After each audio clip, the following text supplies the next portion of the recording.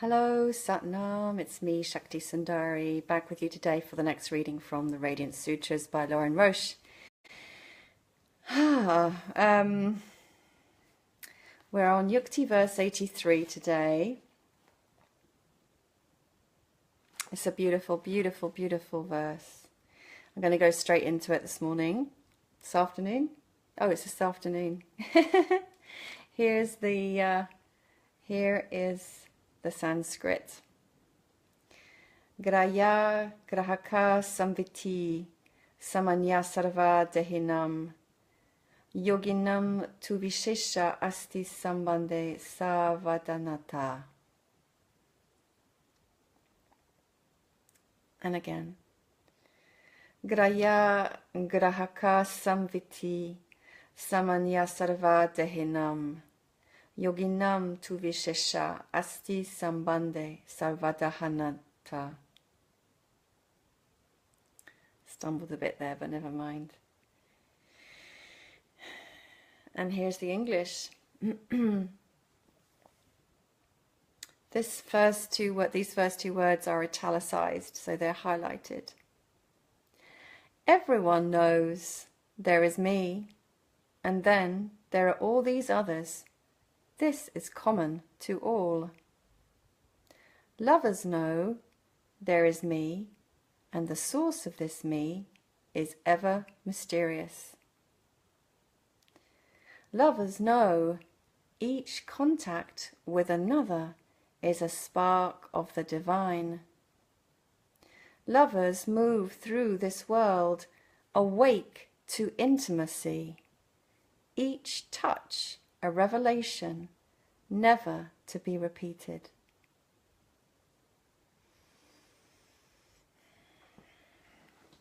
This is profound. This is really profound, just in these few short words. Wow, wow. There's so much one could say about all of this. In my mind just now is the fact that there have been more terrorist attacks in Barcelona and Spain yesterday, Thursday, and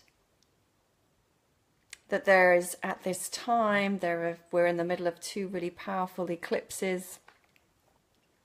It appears that there is a lot of shadow rising in the collective as well as for individuals. I'm certainly noticing that for myself. And it feels to me like this really, really is a vital time for each of us to hold ourselves in our center, in our true power and in our true alignment as much as we possibly can at this time.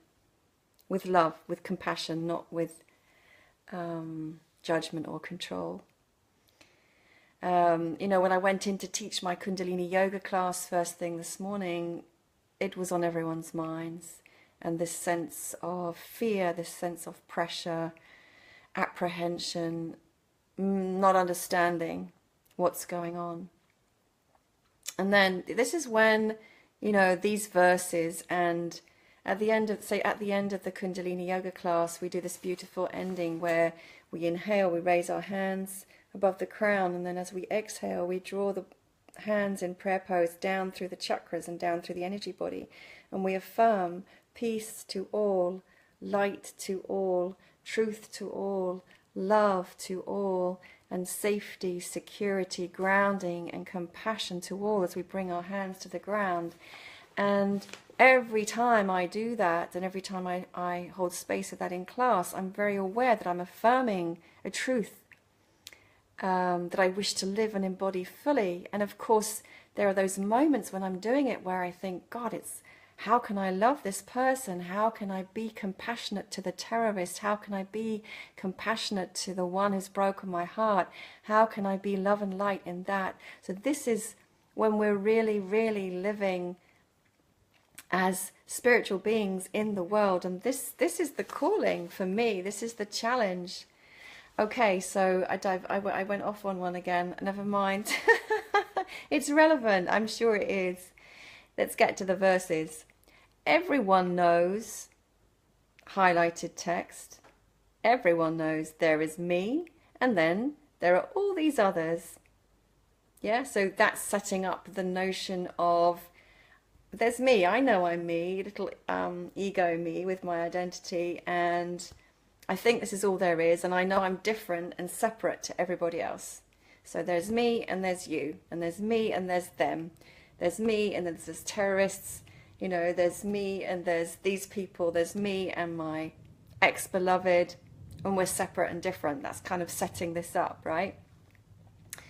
Lovers know, lovers hear. Okay, so I don't, this is my interpretation obviously, but I don't believe this is referring only to people who are in love or people who are having sex.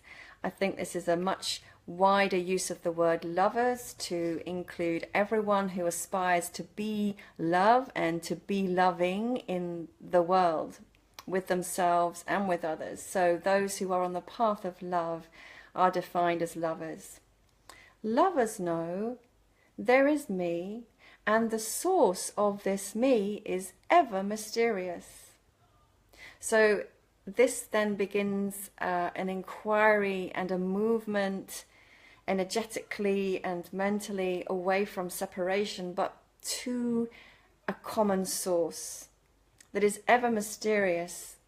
But it takes the inquiry back into where do I come from and what am I really, and what is this energy moving through me? So lovers know there is me, and the source of me is ever mysterious. And in fact, you could say, if you get to have an understanding of the answer to that question for yourself, you would then understand that me and you are the same. And again, that just makes me think of a mantra we use in Kundalini: God and me and God are one. And another mantra: if you can't see God in all, you can't see God at all. And for those who are put off by the use of the word God, you know, I'm not saying that in any religious sense of being affiliated to a particular religion. I'm not, but I do believe in a divine source that is beyond me, that connects us all. So everyone knows there is me, and then there are all these others. This is common to all. Lovers know there is me, and the source of this me is ever mysterious. Lovers know each contact with another is a spark of the divine. You know, those two lines are just exquisite, and they're true. Lovers know each contact with another is a spark of the divine. Lovers know you and me are one. Lovers know there's a divine in you, the divine in me, and it's the same divine that is the creator, the manifester of everything.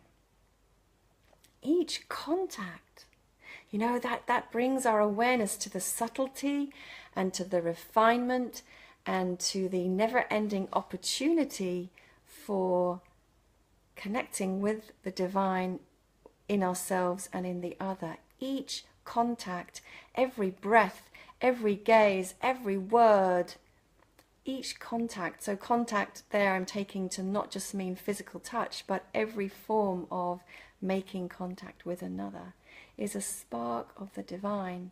So how can it be then, if we're having contact with another and we feel pain or we feel discomfort or we feel disgruntled, how could that possibly be a spark of the divine, right? That's the question we all have. Well, I have. And so there's different ways to answer that. So on one level, of course, everything is perfect. Everything is divine. Everything, as the verse yesterday and the day before expressed, is an expression of divine. Even the rocks and the trees and the couch and the flowers and the carpet, right? Everything. And at the same time, when we come into these bodies, we are all expressing the divine individually. So we're in that living tension and that living paradox between the individual expression of the divine which comes through us, and the knowing that we're part of the whole. Lovers know each contact with another is a spark of the divine. Lovers move through this world awake to intimacy.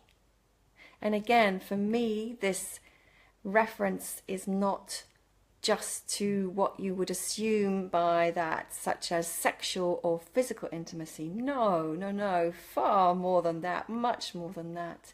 Awake to intimacy. So for me there, the intimacy is the definition of connection in truth with another, being seen in truth by another. Awake to intimacy. It requires an awareness to see and be seen in truth. Into me see. I know a lot of teachers use that, but that's what it is. You're allowing yourself to be truly seen without masks, without filters. So again, to see without filters, we need to remove a lot of conditioning and be truly aware, be able to see clearly. Each touch a revelation, never to be repeated. Gosh, there's so much that comes out from that. So I'm going to take it now to the level of lovemaking. Of course, it doesn't just refer to lovemaking, or at least that's how I'm interpreting it. It's every single connection and contact with another. But if you take it to the realm of lovemaking, whether that's with yourself or with another or another's, if you take it that each contact with another is a spark of the divine, how would that change your lovemaking? If you took it that your lovemaking is being awake to intimacy, so not following patterns, not doing the same old thing, not doing what you think in your head you should do, but being present, fully present and aware to what is happening in this moment, which is something you cannot know in advance and you cannot predict and you cannot control, because the energy that's flowing through you and the other will be arising spontaneously in this minute, in this moment. And if you're awake to that, then every contact is divine, it's intimate, and each touch, as this verse says, is a revelation, because you cannot know what's going to happen next, never to be repeated. And that's the beauty when we are able to really make love in that way. That's why tantric lovemaking is so exquisitely beautiful, profound and transcendent, and can last for so long, because we're not disengaging. We are fully showing up, heart to heart, soul to soul, energy to energy with another being. But you can then take this metaphor and extrapolate it out away from lovemaking to the sense of making love with all of life. Doesn't mean, for those who might be taking this literally, that you're fucking life. Excuse me, no. But just to make that clear, it means that you're bringing this attitude of presence, of awareness, of heart connection, of truth, to your interactions with everything and everybody. And you're awake to the fact that if you're truly present, you're not projecting forward and projecting back. So there's a spaciousness to allow this interaction to be new each time, rather than to repeat the same old things and to assume the person in front of you is the same as they were. One of my great yogi friends has been in a beautiful, conscious, long-term relationship. And when I asked her the secret of this, she said, well, one of the things is that when we wake up, we look at each other and we know that we're new each day. You know, well, take this even further. Each touch is a revelation, never to be repeated. So actually we're new in every moment. And how often do we poison a relationship by assuming that the other is always going to be the same? I've done that, certainly have, about myself and the other. So this brings such freshness, such aliveness to every interaction. It's just so beautiful. I could go on about this forever. It's just so rich. There isn't really so much an invitation to a practice It's more an invitation to awareness, this verse. Everyone knows there is me, and then there are all these others. This is common to all. Lovers know there is me, and the source of this me is ever mysterious. Lovers know each contact with another is a spark of the divine. Lovers move through this world awake to intimacy, each touch a revelation, never to be repeated. And then the choice is yours. Do you wish to be a lover? Do you wish to be everyone? Do you wish to be both? It's your choice. I just noticed that when I talk about contact with another as being a spark of the divine, I feel a sense of awe and wonder and mystery enter my being just in reading those words. Yeah. It certainly wakes us up to bringing more consciousness into our interactions with everyone and everything, which is beautiful, which is needed right now. Very much. So that's today's sutra. Thank you for being with me, and join me again tomorrow for the next reading from the Radiance Sutras. Much love and Satnam.